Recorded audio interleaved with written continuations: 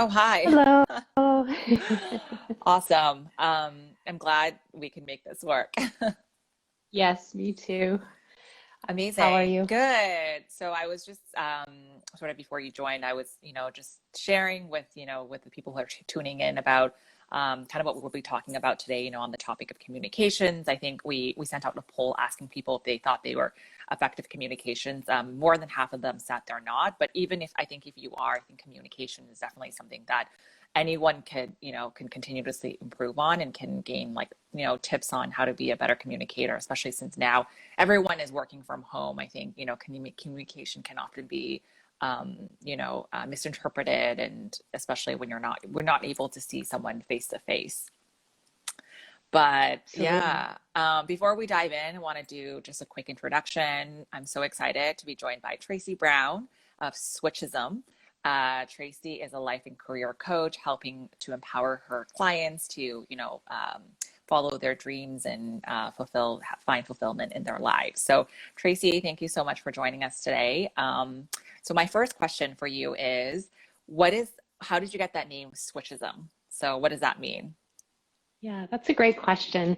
And there's a kind of a long story behind it, so I won't go into all of it.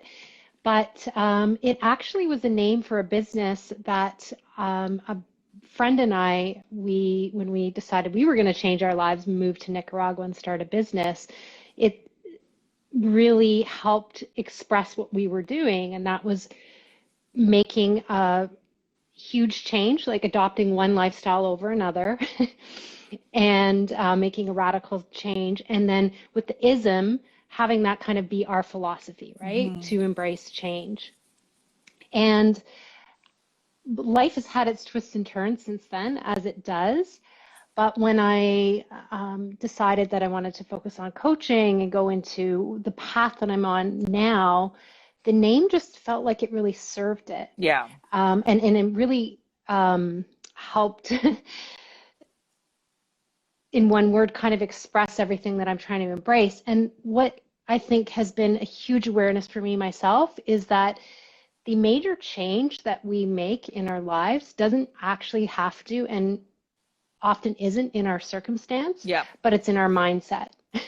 Absolutely. Because one Yeah. of, yeah, yeah. So that's the story behind the name, the shorter version of it, anyways. Amazing. And how long have you been doing coaching for? And can you share a little bit about your journey, what led you down this path into becoming a life and career coach, and sort of what are the, I think you mentioned that you help your clients going through like life and career transition. So what are some of the, I guess, issues that people come to you with?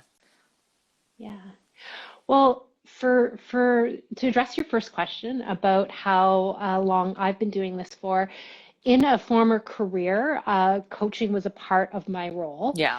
and I ended up, as I said, moving to Nicaragua, kind of making some major Yeah. changes, and my kids called that a midlife crisis because I really was burning out. I had been Yeah. going for years, kind of putting everything into my career and taking my validation from the achievements that I Yeah. had and the Yeah. title that I had and the feedback that I was getting from other people. And it was never enough, right? So I just kept going after more and more and more.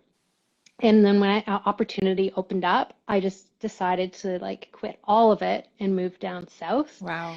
But there's that expression, and it's so true. It's wherever you go, there you are. Mm, And so all the things that I was trying to sort of leave behind ended up just happening down there. I still right. ended up, I kind of throwing everything into the business, all of my energy, not taking time out for Mm, myself, and all those patterns just reemerged. mm, So it was through a series of events that I started meditating, and I think that was the first step towards the path that I'm on now, and reflecting and working a lot on my emotional awareness and self awareness. And through that, when I was thinking about, okay, what do I need to do for a job?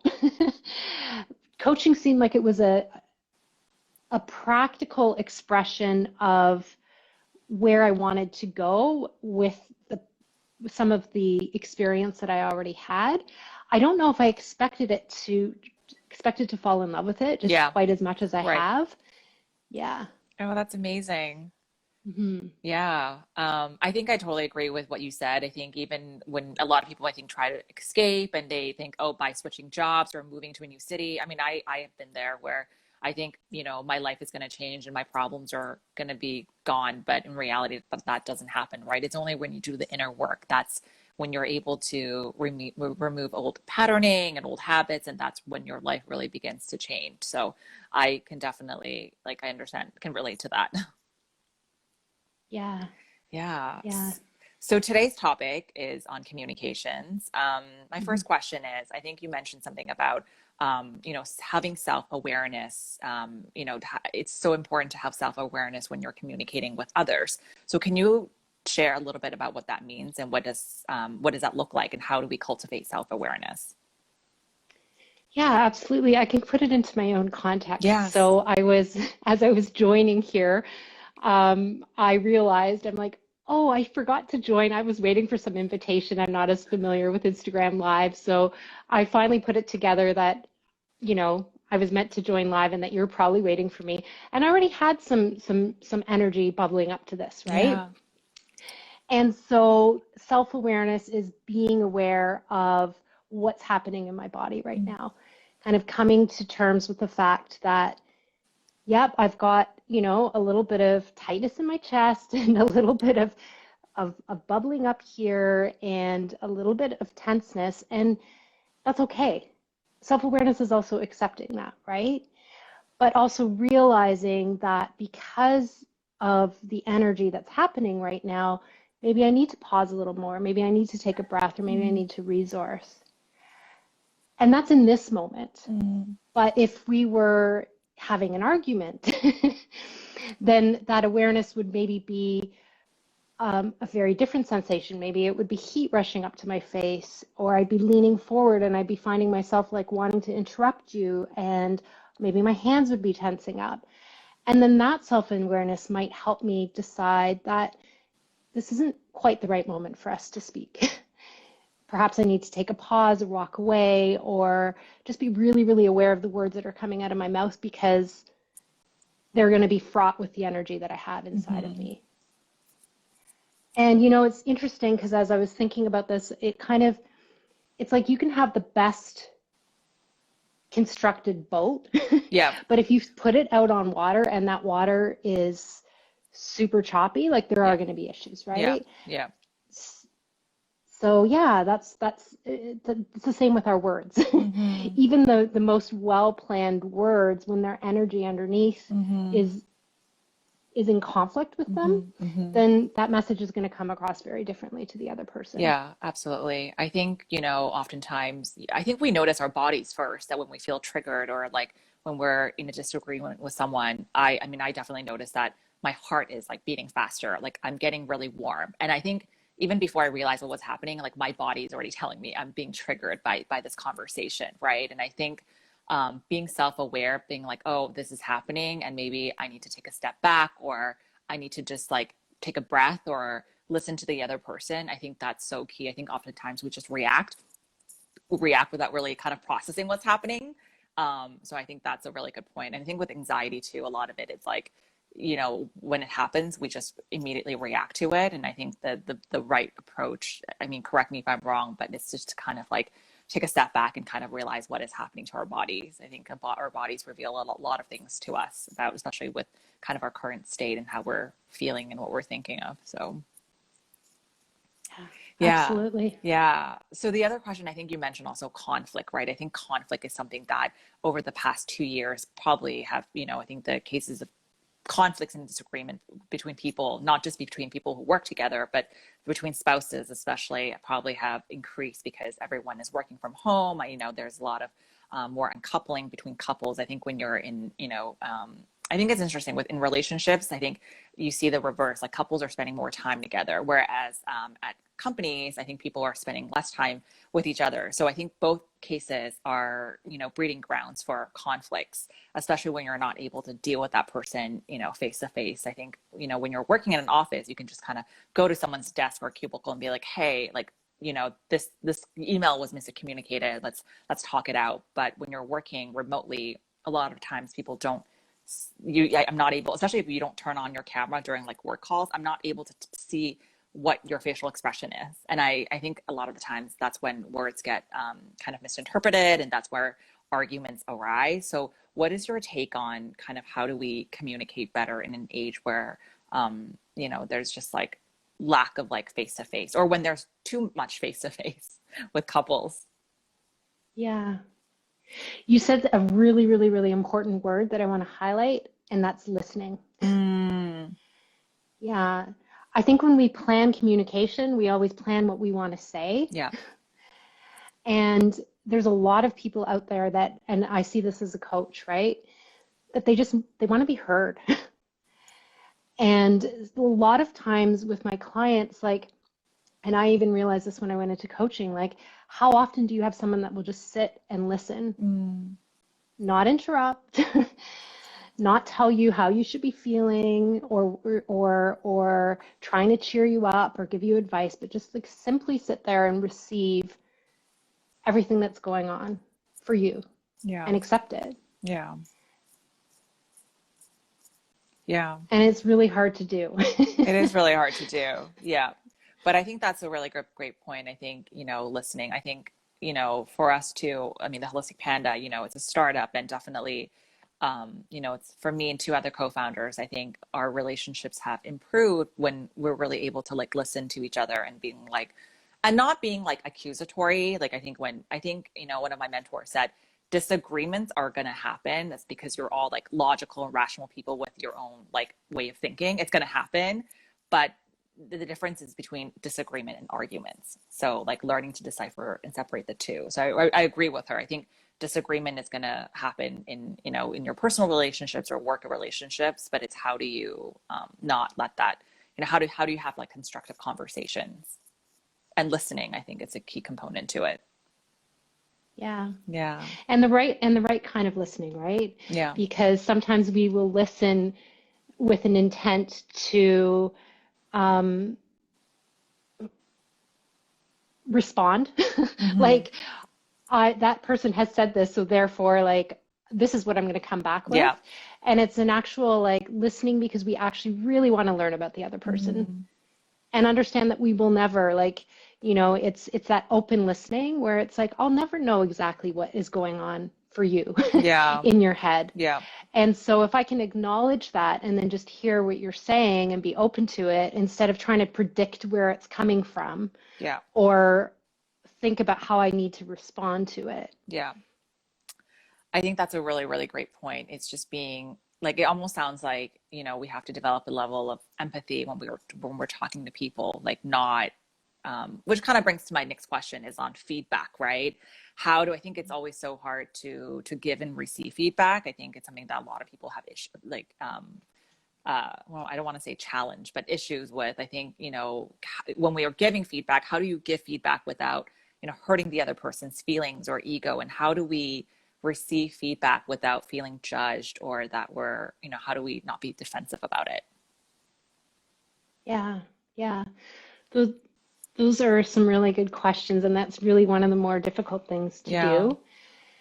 And I think one of the things is you said something earlier that I thought was important, and you were saying disagreements are going to happen, right? Yeah. Conflict is going to Yeah. happen.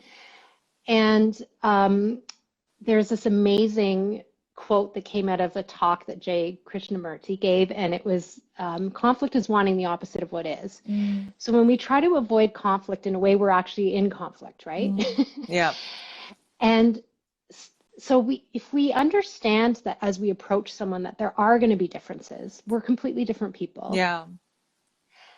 But also, and this is something that I constantly have to remind myself of myself when I'm planning a difficult conversation with someone, that I want to approach it from what I want. Because when I'm thinking about like, am I going to hurt that person's feelings? Am I going to make them angry? That's where my attention is going. And in a way, I'm either going to like completely dilute what I'm trying to say, and then I'll get frustrated Mm, because I haven't expressed myself, mm-hmm. or the other person's going to feel like I'm not being authentic. Mm, And there will be issues that can come up out of yeah. that. Yeah.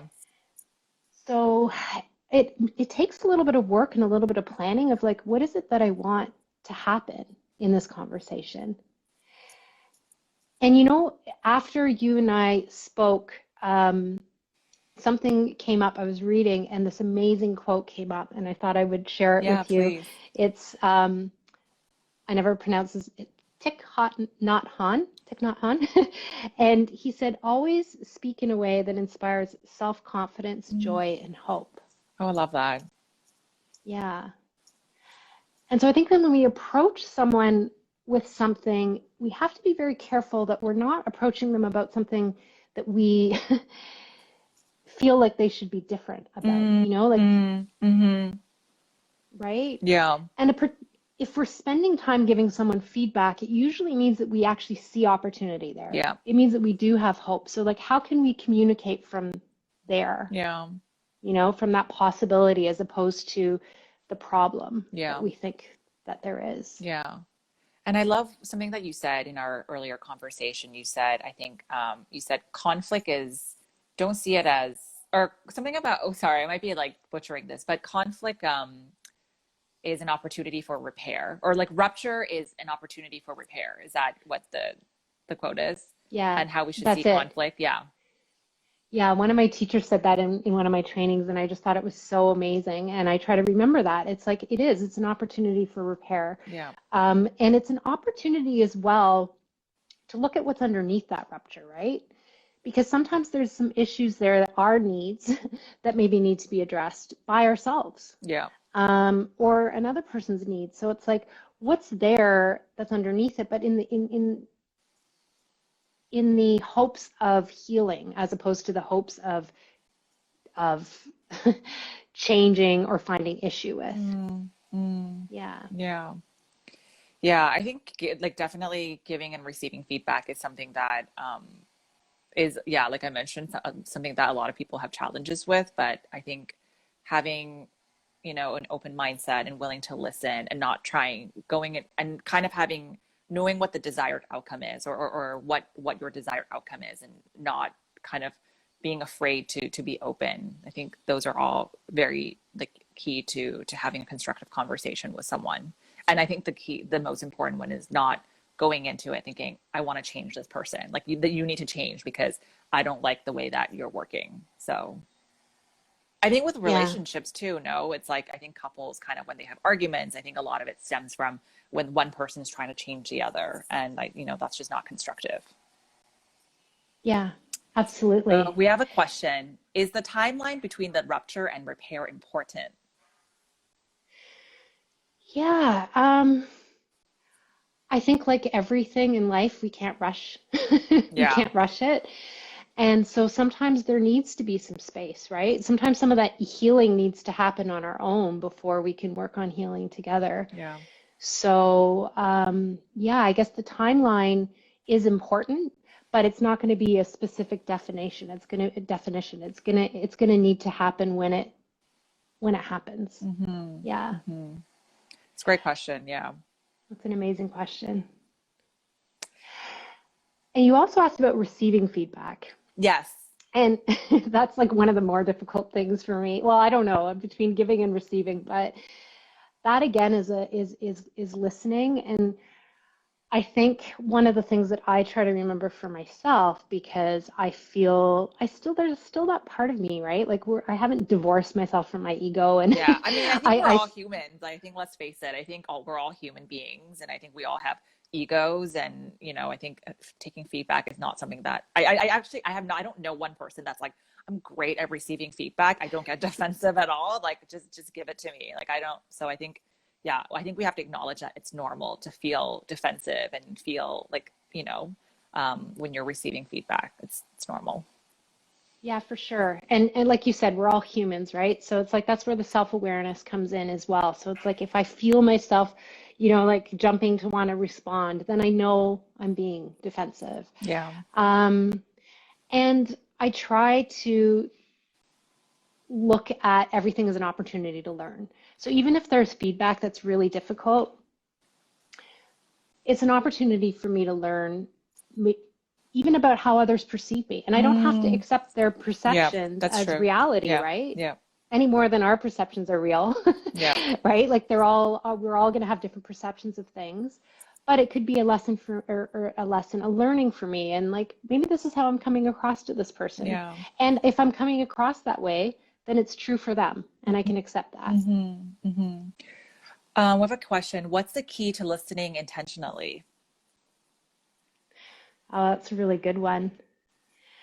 I would say for myself in coaching, because I mean, we have to listen a lot, Yeah.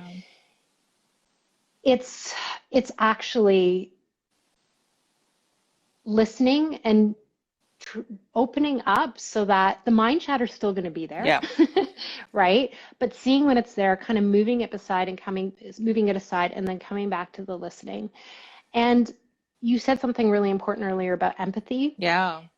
Listening isn't just to the words. It's whole body listening, right? So it's trying to connect to somebody not just from the language that they're speaking, but the emotions that are coming Yeah. across, the energy that we're getting, Yeah. to what they're not saying, Yeah. as well as what they're saying, Yeah. and then not making assumptions, Yeah. That's a really good right? Like one. not Yeah. trying to fill in the blanks. Mm-hmm. Mm-hmm. Mm-hmm. Yeah, that's a great question. Yeah. I think that everything you said is yeah, the not making assumptions bit is definitely key. Yeah. Um, what are your tips for, being practicing mindfulness or being more mindful in our interactions with other people? Yeah. I think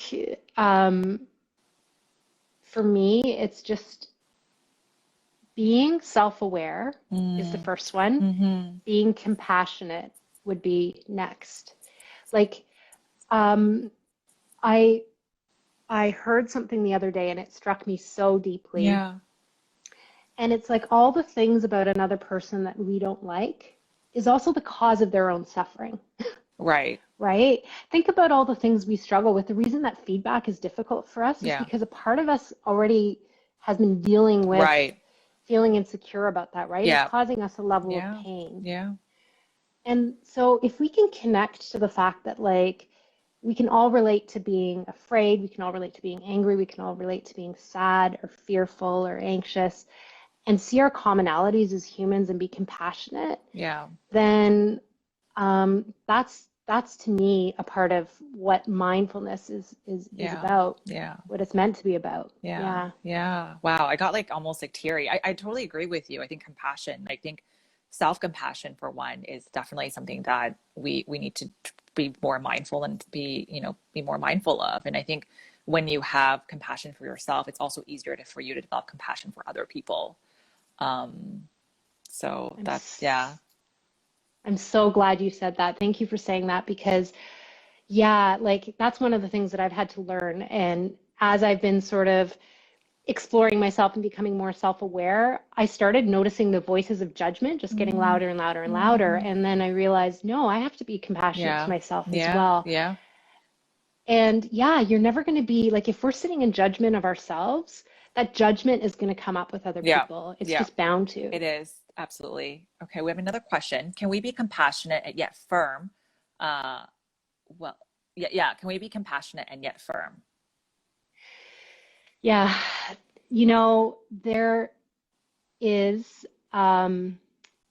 there was a podcaster by Brene Brown, and she was talking about how she researched that when they were researching people that are compassionate, Yeah.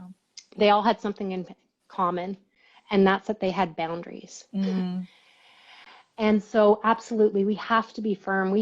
That compassion has to go both ways. It has to go towards ourselves as well.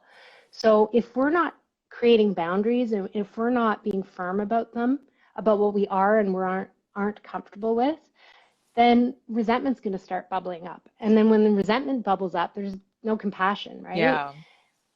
Yeah. That's a Yeah. really, really good point. So yeah, thank you for asking that question. I think Yeah. boundaries is really important. We're not saying to be compassionate, and let people just sort of overstep your boundaries. I think that's really important. I think that setting boundaries.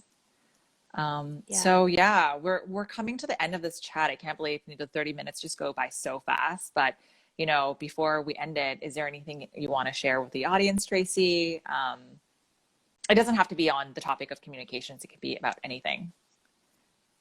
Uh, I just want to, first of all, say thank you for having me and for everyone that's tuned in, because I really want to acknowledge that anyone that cares about communication means that there is a level of caring about other people. Yeah. And I really want to acknowledge that and invite everyone here to give themselves a moment of gratitude for that as well, for showing Absolutely. up and Yeah. taking the time and energy. Yeah. Yeah, I agree. Thank you to everyone for tuning in, and honestly, thank you, Tracy, for this amazing conversation. I think this was something that I have wanted to reach out to you to do for a while, since our conversation about the how communication can often be misinterpreted and go haywire, especially when people are like working from home. So I'm really glad we got to do this today. And if anyone is interested in working with Tracy, you can book a service with her or book a discovery call with her on the Holistic Panda. And if you sign up for an account, it's free to sign up. So,